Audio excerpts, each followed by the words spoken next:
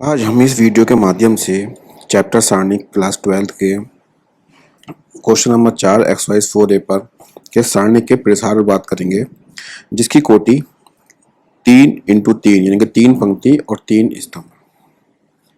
किस तरह सवाल स्टार्ट करते हैं, देखिए। सारणी जिसका मान निकालना होता है उसको कुछ मान लेते हैं डी ए अपनी इच्छा अनुसार, और उस प्रश्न को सबसे पहले हम नोट करते हैं। तो ये हमारा सारणिक है। पंक्ति में अगर इसको हम पढ़ेंगे तो 4 3 1 0 2 2 1 3 2, इस तरह से पंक्ति होती है। ये होती है R1 R2 R3, ये होती है C1 C2 C3। अब यहाँ हम R1 के पदों में भी प्रसार कर सकते हैं, R2 के पदों में भी प्रसार कर सकते हैं, R3 के पदों में भी प्रसार कर सकते हैं। इसी प्रकार C1 के पदों में प्रसार कर सकते हैं, C2 के पदों में प्रसार कर सकते हैं और C3 पदों में प्रसार कर सकते हैं। लेकिन इसके लिए हमें कुछ चिन्ह का ध्यान रखना होता है। वो चिन्ह इस प्रकार हैं: plus minus plus minus plus minus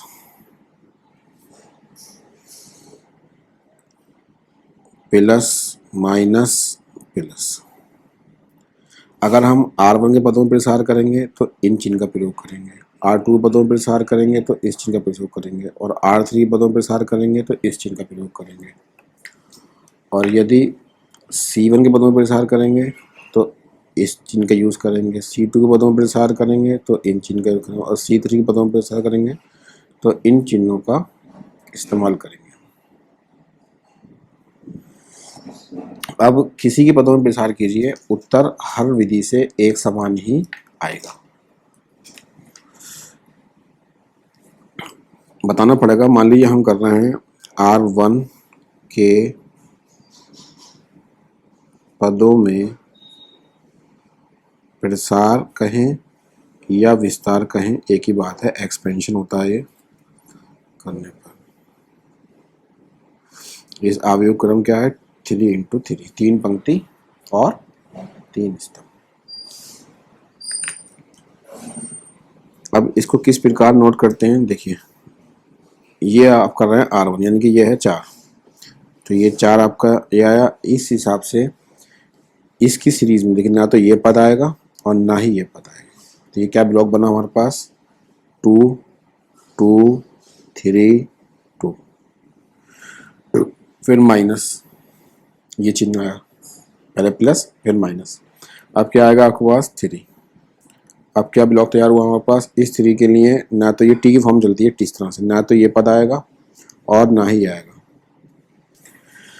तो कितना बचा हमारे पास? 0 2 1 2, फिर ये चिन्ह आएगा प्लस का, अब 1 आएगा ये वाला, और इसके बाद इस 1 के लिए ये भी नहीं आएगा, ये भी नहीं आएगा। तो क्या आएगा फिर? 0 2 1 3। अब 3/3 से ये 2/2 में कन्वर्ट हो गया। अब जिस तरह से 2/2 में क्या करते हैं, केवल त्रिशी गुणा कर देते हैं इस तरह से। तो आपका प्रसार क्या बना? 4 2 दूनी 4 3 दूनी 6, -3, 0 की दूसरे करेंगे 0 -2 एकम 2 +1 0 -2। इस तरह से सॉल्व करने पर 4 इंटू प्लस माइनस माइनस, 6 में 4 गया 2, लेकिन काय का? माइनस का, -3, फिर आपका क्या है? -2 +1 और माइनस का 2। सॉल्व कीजिए। d इजिकल टू माइनस के 4 दूनी 8, माइनस माइनस प्लस 3 दूनी 6, प्लस माइनस माइनस का 2, माइनस माइनस प्लस 8 तो 10, वो किसका होगा? माइनस प्लस का 6, तो प्लस माइनस माइनस, 10 में 6 गया 4, और वो किसका? माइनस का।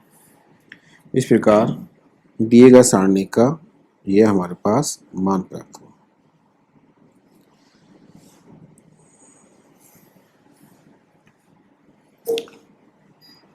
आप चाहें तो इसको एक बार और समझ सकते हैं। क्वेश्चन हमारा चैप्टर सारणी क्लास 12 का, सारणी का प्रसार, किस तरह से सारणी का एक्सपेंशन किया जाता है। तो ये हमें दी गई सारणिक है। इस सारणी का प्रसार करने के लिए हमारे पास हम कर सकते हैं R1 के पदों में प्रसार कर सकते हैं, R2 पदों में प्रसार कर सकते हैं, R3 पदों में प्रसार कर सकते हैं, ऐसे ही C1, C2, C3। बस इतना ध्यान रखना है कि जिसके पदों में प्रसार करेंगे चिन्ह वो आएगा। अगर हम R1 के पदों में प्रसार कर रहे हैं तो ये चिन्ह का इस्तेमाल करेंगे, R2 पदों में प्रसार कर रहे हैं तो इन चिन्हों का इस्तेमाल करेंगे, और R3 पदों में प्रसार कर रहे हैं तो इन चिन्हों का प्रयोग करेंगे। अब यहाँ हमने किया है R1 के पदों में प्रसार या विस्तार करने पर, ठीक है। तो इसके डी के लिए क्या आएगा, R1 ये है तो 4 आएगा, चिन्ह प्लस का आएगा पहला वाला।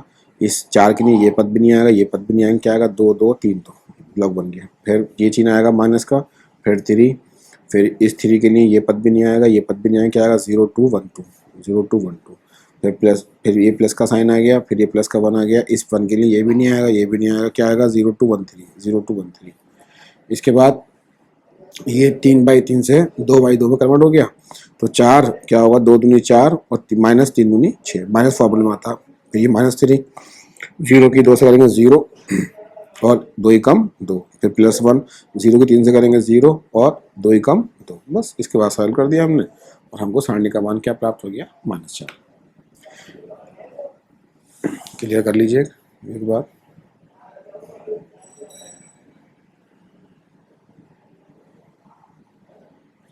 इस वीडियो में केवल इतना ही। अगले वीडियो में नए सवाल के साथ फिर मुलाकात होगी।